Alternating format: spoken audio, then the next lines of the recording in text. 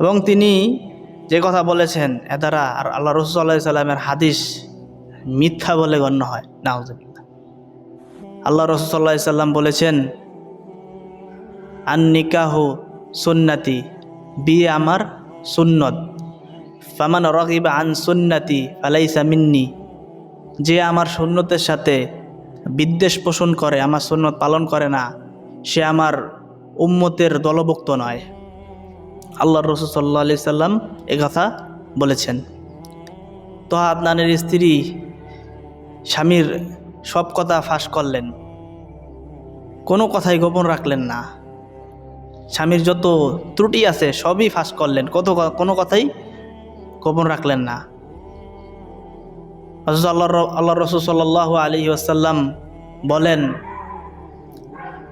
মান সাতারাল মুসলিমান সাতারাল্লাহু ফিদ দুনিয়া ওয়াল আখিরাতি, যদি কোনো মুসলমানের দোষ গোপন রাখে, কেউ যদি কোনো মুসলমানের দোষ ত্রুটি গোপন রাখে, কাল কিয়ামতের দিন আল্লাহ তাআলা তার দোষ ত্রুটি গোপন রাখবেন।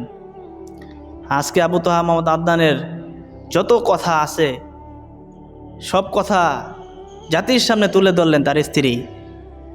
ইনশাআল্লাহ কাল কিয়ামতের দিন আল্লাহ তাআলাও তার সমস্ত গোপন কথা প্রকাশ করে দিবেন, এটা যাতে তার স্ত্রী মনে রাখেন।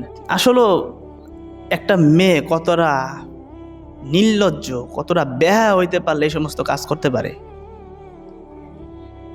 সোশ্যাল মিডিয়াতে আইসা স্বামী স্ত্রীর জীবনে কত কিছু হয়ে যায় সব কথা তুইলা ধরতেছে।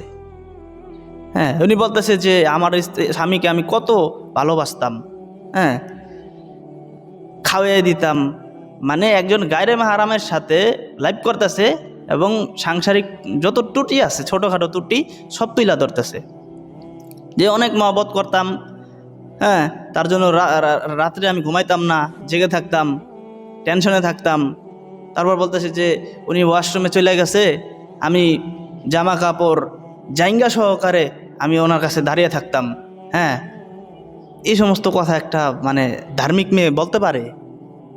হ্যাঁ, জাইঙ্গা মাইঙ্গা সহকারে এই সমস্ত কথার কোনো ব্যালেন্স নাই।